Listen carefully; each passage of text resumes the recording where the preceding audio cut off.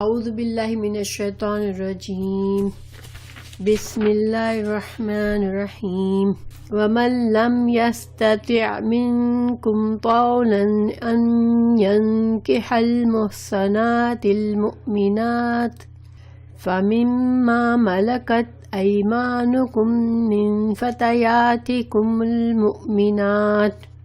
والله اعلم بإيمانكم بعضكم من بعض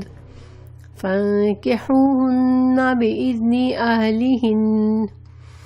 وآتوهن أجورهن بالمعروف محصنات غير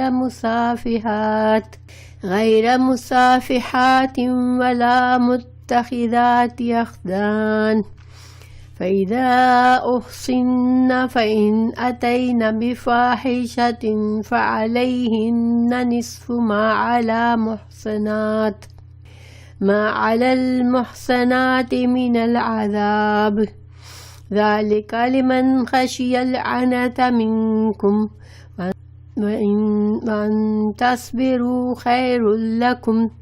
والله غفور رحيم۔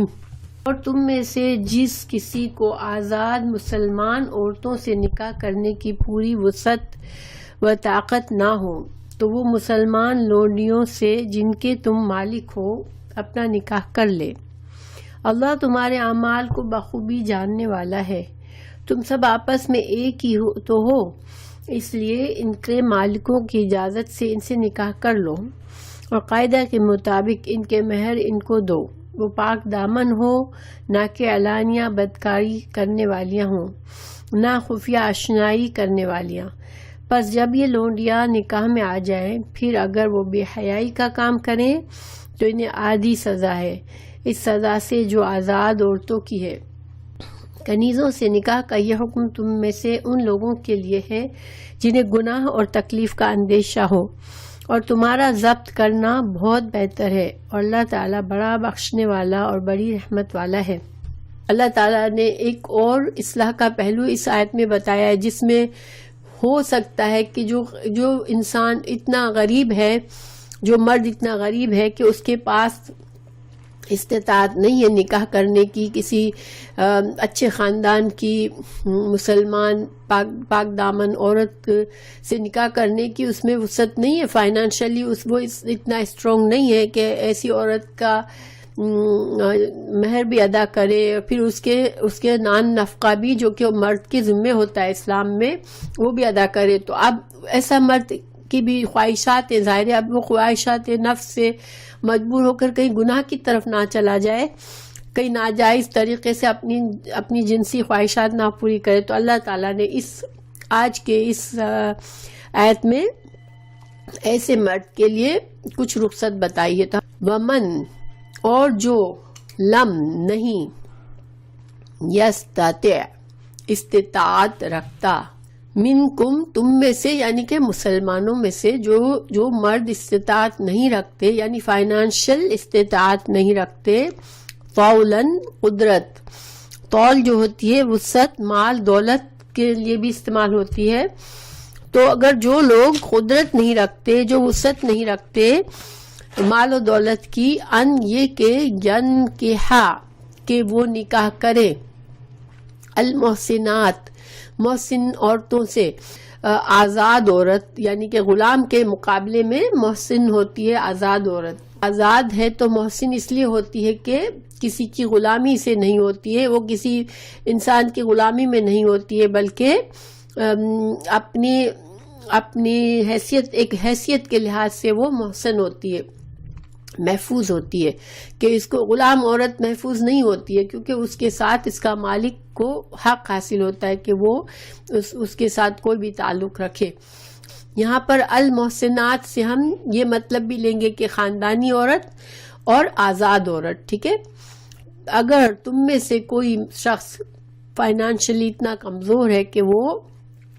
اتنی وسعت نہیں ہے اس کے پاس کہ ایک محسن عورت جو خاندانی عورت ہے، کوئی آزاد عورت ہے، المؤمنات مومنوں میں سے مسلمان عورت ہے، تو پھر کیا کرے؟ کیونکہ اللہ تعالیٰ نے عورتوں کے لیے مہر کی بھی پابندی لگائی نکاح کرنے کے لیے کہ مہر جو ہے وہ ضروری ہے، یہ عورت کا حق ہے، اور اس کے لیے اللہ تعالیٰ نے مرد کو عورت کی حفاظت کے لیے اس کے خرچ اخراجات، رہنے کے اخراجات، اس کے کپڑے کے، اس کے رہن سہن کے اخراجات کا بھی ذمہ دار مرد کو بنایا۔ تو اب یہ ذمہ داری اٹھانا بھی، اس کے لیے بھی پیسے چاہیے، تو اگر اب مرد اس قابل نہیں ہے تو پھر تو اللہ نے اس پر رحم فضل کر کے ایک طریقہ اسے بتایا۔ تو پھر فمن تو سے ماں جو ملکت مالک ہوئے، ایمانکم تمہارے دائیں ہاتھ، مطلب ہے لونڈیاں، ٹھیک ہے، من سے فتیاتکم تمہاری لونڈیوں میں سے، المؤمنات جو کہ مومنات ہوں، مومن ہوں، جو مسلمان ہوں۔ ایمانکم سے یہاں پر یہ واضح ہوتا ہے کہ مسلمان، کسی اور مسلمان مالک اس کا جو ہو، کسی عورت کا لونڈی ہو وہ، اس کا مالک کوئی اور مسلمان ہو، اور وہ لونڈی جو ہے وہ کیا ہے، مومن ہو، تو تم کو پھر اس سے نکاح کی اجازت ہے، کیونکہ ایک آزاد عورت، خاندانی عورت کی نسبت لونڈی جو ہے اس کا مہر تھوڑا کم بھی رکھ سکتے ہو، اس کے اخراجات بھی ظاہر کم ہوں گے، تو تم اس سے شادی کر لو۔ واللہ، اور اللہ تعالی، عالم زیادہ جاننے والا ہے، بی ایمانکم تمہارے ایمان کو، چونکہ تم بظاہر اگر وہ مومن ہے، وہ زبان سے کہتی ہے میں مسلمان ہوں، جو تمہیں بظاہر لگتی ہے کہ وہ مسلمان ہے، اسلام والے کام کرتی ہے، تو تم اس سے شادی کر سکتے ہو، مگر اللہ سبحانہ تعالیٰ تم لوگوں کے دلوں کی حالت اللہ جانتا ہے، یعنی کس کے دل میں کتنا تقوی ہے، شاید وہ مومن لونڈی تم سے زیادہ تقوی والی ہو، تو یہ اللہ جانتا ہے، تم نہیں جانتے، بس بظاہر تمہیں لگے کہ مومن ہے تو اس سے شادی کرو۔ بعضکم بعض تم میں سے، من بعدن تم میں سے بعض میں سے، یعنی کہ تم سب آخر کار ایک آدم کی اولاد ہو، تم سب انسان ہونے کے ناطے سب برابر ہو، مسلمان ہونے کے ناطے اگر کوئی بھی بندہ اللہ کا پر ایمان رکھتا ہے تو اللہ کی نظر میں مسلمان سارے برابر ہیں، چاہے دنیا کے لحاظ سے وہ لونڈی ہے یا کوئی آزاد عورت ہے یا خاندانی عورت ہے یا بہت امیر ہے، لیکن اللہ سبحانہ تعالیٰ کے نزدیک سارے مسلمان اپنے ایمان کے لحاظ سے پہچانے جائیں گے کہ ایمان اور تقوی کس کا زیادہ ہے، ورنہ سارے مسلمان اللہ کے نزدیک برابر ہے۔ ہم اب اللہ سبحانہ تعالیٰ نے یہاں اجازت دی، لیکن کیا فرمایا اللہ نے، فَانكِحُوهُنَّ تم نکاح کرو ان سے، ٹھیک ہے، بِإِذْنِ ساتھ اذن کے، اجازت کے، اہلہن ان کے اہل کے۔ اب لونڈی کا تو کوئی گھر بار اولاد کچھ نہیں ہوتا، شوہر نہیں ہوتا، ماں باپ نہیں ہوتے، تو اس کا اہل کون ہوتا ہے، اس کا ولی کون ہوتا ہے، اس کا جو مالک ہوتا ہے، یعنی جو شخص نکاح کرنا چاہتا ہے وہ نہیں، کیونکہ اپنی لونڈی سے تو نکاح کی ضرورت نہیں ہے، اس سے تم تعلقات خود ہی رکھ سکتے ہو، لیکن یہ ایسے آدمی کے لیے جس کی کوئی لونڈی بھی نہیں ہے اور وہ کسی آزاد عورت سے شادی کرنے کی وسعت بھی نہیں ہے، تو وہ کوئی اور مسلمان آدمی یا عورت ہو جس کی کوئی لونڈی ہو تو اس سے نکاح کر لے۔ دیکھیں اگر عورت ہے تو وہ چاہتی ہے کہ ٹھیک ہے میری جو لونڈی ہے وہ نکاح کر لے، وہ اجازت دے کہ ہاں ٹھیک ہے تم اس شخص سے نکاح کر سکتی ہو، تم اسٹل میری نکاح کے بعد بھی تم لونڈی رہو گی، لیکن تم اس سے فلاں سے نکاح کر سکتی ہو اگر یہ اجازت دے۔ یا کوئی آدمی ہے اس کا مالک، تو آدمی اگر ایسا ہے کہ اس کو جنسی تعلق کے لیے لونڈی کی ضرورت نہیں ہے، وہ مگر لونڈی کے سے وہ دوسرے کام تو لیتا ہے، لیکن اس سے کوئی جنسی تعلق کی رکھنے کی اس آدمی کو کوئی خواہش نہیں ہے اس کے مالک کو، تو اب کوئی اور اگر نوجوان لونڈی ہے تو وہ کسی اور کوئی انٹرسٹڈ ہے اس سے نکاح کرنے میں، تو وہ اگر اجازت چاہے تو دے سکتا ہے کہ ہاں ٹھیک ہے یہ تم میری لونڈی سے شادی کر سکتے ہو، لیکن وہ خود ہی ولی ہوگا اس کا اور وہ خود ہی عورت اس کی لونڈی رہے گی۔ تو وَآتُوهُنَّ تو دو ان کو، تو اب لونڈی سے شادی بھی تم نکاح کی چونکہ شرطوں میں سے ہے کہ مہر ہو، تو تم اس لونڈی کو بھی مہر دو، ٹھیک ہے، اجورہن ان کے مہر، بالمعروف معروف طریقے سے، یعنی کہ تم جس دور میں ہو اس میں لونڈی کے لحاظ سے جتنا ایک مہر مناسب مہر ہے وہ تم دو، اچھے طریقے سے دو، یعنی جو دے سکتے ہو وہ دو، یہ نہیں کہ اب لونڈی ہے تو پھر اس کو تمہیں کچھ نہیں دینا، تم اس کو بھی دو کچھ نہ کچھ، یعنی جو اچھی طرح سے دے سکتے ہو اس میں بھی تم کمی نہیں کرو۔ محسناتن، لیکن کنڈیشن کیا ہے، وہ عورت، وہ لونڈی جو ہے وہ پاک دامن، نکاح کے پابندی میں رہنا چاہ رہی ہو، نکاح کر کے رہنا چاہ رہی ہو، غیر مصافحات، بدکاری کرنے والی نہ ہو کہ وہ کھلی بدکاری کرنے والی ہو کہ دوسرے مردوں کو بھی اجازت دے اپنے سے تعلق رکھنے کا، اور نہ متخذات اخدان، اور نہ ہی چھپ کر دوسرے مردوں سے تعلق رکھنے والی ہو، یعنی کہ جس لونڈی سے تم شادی کرنا چاہتے ہو اس کے اندر یہ خوبی ہو کہ وہ واقعی میں نکاح کے بندھن میں رہنا چاہ رہی ہو، اور وہ جو ہے بدکاری چھپ کر یا کھلی بدکاری کرنے والی نہ ہو، ٹھیک ہے۔ فَإِذَا أُحْسِنَّ، تو پھر اگر قید نکاح میں وہ آ جائیں، فَإِن، پھر اگر آتَيْنَا، وہ آئیں، بِفَاحِشَةٍ، کوئی گناہ کرے، کوئی بے حیائی کرے، کسی اور مرد کے ساتھ تعلق کرے، فَعَلَيْهِنَّ، تو ان پر ہے، نصف، آدھا، ما، جو علی المحسنات، پاک دامان، یعنی جو آزاد عورتوں کے اوپر جو اس زنا کا جو سزا ہے اس سزا سے آدھی سزا اس لونڈی کی ہوگی اگر وہ زنا کر بیٹھے، من العذاب، عذاب من سزا سے، ذالکا، اور یہ لیمن، واسطے اس کے، خشیہ، جو ڈرتا ہو، یعنی یہ اجازت لونڈی سے شادی کرنے کی یہ اجازت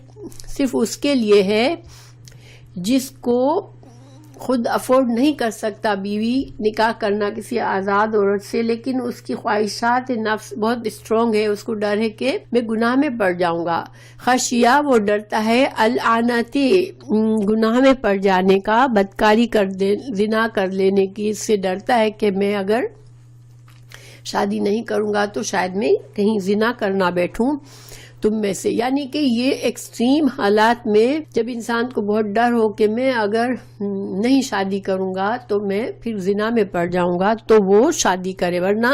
لونڈی سے شادی ویسے ہی نہ کرو۔ اور یہ کہ اگر تصبروا، تم صبر کرو، خیر لکم، تو یہ بہتر ہے تمہارے لیے، یعنی اگر تم اپنے جذبات پر کنٹرول کر لو، مجاہدہ کر کے، روزے رکھ کے، اللہ سے دعا کر کے، تقوی کر کے تم صبر کر لو کہ میں جب تک میرے پاس وسعت نہیں ہوگی میں شادی نہیں کروں گا، جب میرے پاس ہوگی تو میں کوئی مسلمان آزاد عورت سے شادی کروں گا، تو یہ تمہارے لیے بہتر ہے، خیر لکم، واللہ، اور اللہ تعالی، غفور، بخشنے والا ہے، رحیم، مہربان ہے۔ تو اللہ تعالیٰ چونکہ بہت بخشنے والا اور رحیم ہے تم پر، تو اللہ سبحانہ تعالیٰ نے تمہیں یہ اجازت دی ہے، یریدو، چاہتا ہے، ارادہ کرتا ہے اللہ، ارادہ کرنا، چاہنا، اللہ کا ارادہ ہے، اللہ یہ چاہتا ہے، لیبینا، کے یبینا، بینا کا مطلب ہوتا ہے اہتمام کے ساتھ، سمجھا کر، آہستہ آہستہ، بتدریج سمجھانا، ٹھیک ہے، بیان کرنا، بیان فرماتے ہیں، کھول کر، خوب واضح کر کے بیان کرتے ہیں، لکم، تمہارے لیے، وَيَهْدِيَكُمْ، اور رہنمائی کرتا ہے تمہارا، ہدایت یعنی راستہ دکھاتا ہے تم کو، سننا، طریقوں کا، الذین، ان لوگوں کے، من سے، قبلکم، جو تم سے پہلے تھے، وَيَتُوبَ، اور مہربان ہو، علیکم، تم پر، واللہ، اور اللہ تعالی، علیم، علم والا ہے، اور حکیم، حکمت والا ہے۔ تو یہاں پر اللہ تعالیٰ نے کیا فرمایا کہ اللہ سبحانہ تعالیٰ کیوں بیان کرتا ہے تمہیں یہ سارے احکامات، کیا ارادہ ہے اللہ کا، اللہ کیا چاہتا ہے، ارادہ تم کو یہ بتانے کے لیے، تو یرید اللہ چاہتا ہے، اللہ قطعی طور پر اللہ یہ چاہتا ہے کہ اللہ تم کو یہ اپنے احکامات دے کر تمہیں، تمہاری رہنمائی کرے، تم کو حق اور باطل بتا کر سمجھا کر تمہیں راستہ دکھائے، اور ساتھ ساتھ اور یہ راستہ دار اللہ کی ہدایت کا راستہ جو ہے مسلمانوں کو، تم لوگوں کو جو اللہ کی باتوں کو مان لے، جو اللہ کے احکامات کو سمجھ لے، ان کو اللہ تعالیٰ ہدایت دے دے، یعنی کہ وہ راستے پکڑ لے، ان کو اللہ توفیق دے دے، اللہ ان کو کامیابی دے دے، یہ اللہ کا ارادہ ہے، تاکہ تم برے انجام سے بچ جاؤ۔ اس لیے اللہ تمہیں یہ سارے تم کو یہ احکامات دیتا ہے۔ اور اللہ پھر اور کیا کرتا ہے کہ اللہ تعالیٰ تمہیں سنن الذین، ان لوگوں کا طریقہ بھی قرآن میں بتاتا ہے۔ اللہ تعالیٰ تمہیں بہت سا پچھلی قوموں کے واقعات بتاتا ہے، پچھلے اچھے لوگوں کا، جن کو اللہ نے پچھلے رسولوں کے ذریعے ہدایت کا سامان کیا، انہوں نے اللہ کی ان باتوں سے ہدایت پا لی اور انہوں نے جو طریقہ چلایا، تو اللہ نے ہمیں ان کے قصے بتائے قرآن میں، سنن الذین من قبلکم، جو تم سے پہلے تھے، تو تاکہ تم ان کی مثال پالو، ان کے طریقے کو سمجھ لو کہ دیکھو انہوں نے اللہ کی ہدایت کو قبول کیا، انبیاء صالحین جو بھی گزرے انہوں نے، اور اللہ ان سے راضی ہوا اور وہ کامیاب ہو گئے۔ تو اللہ تعالیٰ قرآن میں تمہیں ایک تو ہدایات کے لیے، تمہاری اصلاح کے لیے قوانین اور احکامات دیتا ہے، اور دوسرا اللہ تعالیٰ تمہیں پچھلے لوگوں کی، اچھے لوگوں کی باتیں بتاتا ہے، تاکہ تم جو ہو ان کے طریقے کو سمجھ لو، اور وَيَتُوبَ عَلَيْكُمْ، اور اللہ پھر تم پر مہربان ہو۔ واللہ، اور اللہ تعالیٰ علیم، علم والا ہے، اور حکیم، حکمت والا ہے۔ اللہ سبحانہ تعالیٰ اپنے علم سے اور اپنے حکمت سے تمہیں جو کچھ بھی باتیں بتاتا ہے، تو اللہ تعالیٰ کی یہ اس میں تمہاری مصلحت ہوتی ہے، تمہارے لیے بھلائی ہوتی ہے۔ اللہ تعالیٰ حکیم ہے، اللہ کے فیصلوں میں حکمت ہے۔ اللہ تمہیں جو باتیں بتاتا ہے اس میں سب کے سب تمہارے لیے فائدے ہیں۔ واللہ، اور اللہ تعالیٰ، اور اس آیت میں مومنوں کے لیے بہت بڑی حوصلہ افزائی ہے۔ کہیں تم مومنوں کو تمہیں یہ نہ فکر ہو جائے کہ ہر وقت قانون، ہر وقت ہمیں دھیان رکھنا ہے، ہر وقت ہمیں تقویٰ کرنا ہے، جبکہ وہ جو لوگ اپنے نفس کی پیروی کریں وہ کتنے سکون سے رہ رہے ہیں۔ کبھی ہمارے دل میں یہ نہ آئے، تو اللہ تعالیٰ ہمیں اپنا فیصلہ بتا رہا ہے کہ دیکھو اللہ حکیم ہے، اللہ نے تمہیں پیدا کیا، اللہ نے اپنی حکمت سے تمہیں احکامات دیے، جو کچھ سمجھایا ہے وہ تمہارے لیے فائدہ ہے، اللہ اپنے علم سے تمہیں دے رہا ہے یہ باتیں، تو تم اگر اس پر چلو گے تو یہ تم پر اللہ مہربان ہو جائے گا۔ اللہ نے اپنی رحمت اور مہربانی کا فیصلہ کیا ہے تم پر، اس لیے تمہیں یہ باتیں بتا رہا ہے۔ واللہ، اور اللہ تعالیٰ یرید، چاہتا ہے، ان یتوب علیکم، اب بندہ کیا چاہتا ہے اس کو ملے گا، وہ اگر وہ ہدایت چاہتا ہے ہدایت ملے گی، گمراہی چاہتا ہے گمراہی ملے گی، لیکن اللہ کیا چاہتا ہے کہ اللہ تم پر مہربان ہو۔ اللہ کسی کو سزا نہیں دینا چاہتا، اللہ کسی کو عذاب نہیں دینا چاہتا، اللہ کسی سے ناراض ہونا نہیں چاہتا، تو اور اللہ تم کو بلا وجہ میں احکامات کے بوجھ تلے نہیں دبانا چاہتا۔ اللہ اپنی حکمت سے تمہیں اچھی باتیں بتاتا ہے، تو اللہ تعالیٰ چاہتا ہے، اللہ کی خواہش ہے، اللہ کا ارادہ ہے کہ تم پر وہ مہربان ہو علیکم۔ وَيُرِيدُ الَّذِينَ، لیکن وہ لوگ چاہتے ہیں، یتبعون، جو پیروی کرتے ہیں، الشہوات، جو اپنی خواہشات کی، ان، یہ کہ تمیلو، تم جھک جاؤ، تم مائل ہو جاؤ، میلن، جھک جانا، عظیمن، بہت بڑا۔ تو دیکھیں اللہ تو یہ اللہ کی خواہش ہے کہ تم کامیاب ہو جاؤ، اللہ تم پر مہربان ہو جائے، لیکن جو لوگ معاشرے میں اپنی خواہشات کی پیروی کرنے والے ہیں وہ کیا چاہتے ہیں کہ تم جھک جاؤ، تم گناہ کی طرح مائل ہو جاؤ، جس طرح وہ اپنے شہوات کے پیچھے چلتے ہیں تم بھی انہی میں شامل ہو جاؤ اور تم بہت بڑی گمراہی میں چلے جاؤ۔ دیکھیں جو لوگ خواہش کے بندے ہوتے ہیں ان کو اپنی خواہش پر چلنے کے لیے ضروری ہوتا ہے کہ وہ زیادہ سے زیادہ میجورٹی کو اپنے ساتھ رکھے تاکہ وہ بڑے بن کے رہ سکے۔ اگر ایک پورے جھمیلے میں، پورے ایک کراؤڈ میں ایک بندہ غلط کام کر رہا ہے تو اور باقی سب صحیح کر رہے ہیں تو سب کو پتہ چل جائے گا کہ یہ بندہ غلط ہے۔ لیکن اگر جو بندہ زیادہ سے زیادہ لوگوں کو اپنے ساتھ ملا کر غلط کام کرے گا تو پھر لوگ جو مائنورٹی رہ جائے گی وہ سمجھے گی کہ دیکھو اتنے لوگ یہ کام کر رہے ہیں تو پھر یہی صحیح ہے۔ تو یہ اس وجہ سے جو لوگ شہوات اپنی مرضی کے خواہش کے بندے ہوتے ہیں، وہ ان کی ہمیشہ یہ خواہش ہوتی ہے کہ وہ اکیلے نہ رہیں، وہ دوسرے لوگوں کو اپنے ساتھ ملائیں تاکہ ان کی قوت بڑھے۔ اب اگر ہم آج کے دیکھیں، ٹھیک ہے، آج ہمیں ہر گناہ ہو رہا ہے، معاشرے میں ہر غلط کام ہو رہا ہے، ہم مسلمان کتنے غلط کاموں میں ہیں لیکن ہمیں پتہ نہیں چلتا ہم غلط کر رہے ہیں۔ کیوں؟ ہمیں نارمل لگتا ہے جو باتیں جو ہمارے دین کے لحاظ سے، جب دین آیا اس وقت جو باتیں بہت بڑے بڑے عظیم گناہ تھے، آج ہمیں کوئی گناہ نہیں لگتے۔ آج ہم اگر اسلام نے ہمیں جو ادب سکھایا، ہمیں جو طریقہ رہنے سہنے کا، جو اپنے لباس کا سکھایا، جو معاملات کا سکھایا، وہ کچھ بھی ہم میں بہت کم ہے، اور ہم جو ہے اس پر کبھی غور بھی نہیں کرتے۔ کیوں؟ کیونکہ میجورٹی تو ایسے چل رہی ہے، تو ہم کون سا برا کر رہے ہیں؟ ٹھیک ہے، ہم پر اثر نہیں ہوتا کیونکہ ہم ان زنجیروں میں بندھے ہوئے ہیں، ہم میجورٹی کے ساتھ چلنے میں لگے ہوئے ہیں کہ سارے لوگ یہ کر رہے ہیں، میں کیوں نہیں کروں۔ یرید اللہ، اللہ کا ارادہ ہے، ان یخفف عنکم، کہ اللہ تم سے ہلکا کرے، بخلق الانسان ضعیفا، اور پیدا کیا گیا ہے انسان کمزور۔ دیکھیں اللہ تعالیٰ کی کتنی رحمت ہے ہم پر، اللہ تعالیٰ ہمارے ساتھ تخفیف کرتا ہے۔ تو تخفیف کس طرح کرتا ہے؟ انسان جو ہے نا وہ کبھی بھی مکمل آزاد نہیں ہوتا، یا تو وہ اللہ کا بندہ ہوتا ہے یا اپنے نفس اور معاشرے اور جن لوگوں کی پیروی کرتا ہے ان کا بندہ ہوتا ہے۔ تو گویا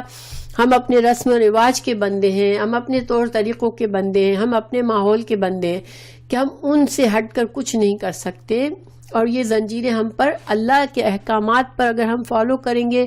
تو اللہ تعالیٰ کے فضل سے یہ زنجیریں ہم سے ہٹ جائیں گی۔ اگر ہم ان زنجیروں کو چھوڑ دیں، ہم اللہ کے بندے بن جائیں، ہر چیز میں سب سے پہلے اللہ کو رکھیں، تو ہمارا بوجھ ہلکا ہو جائے گا۔ یہ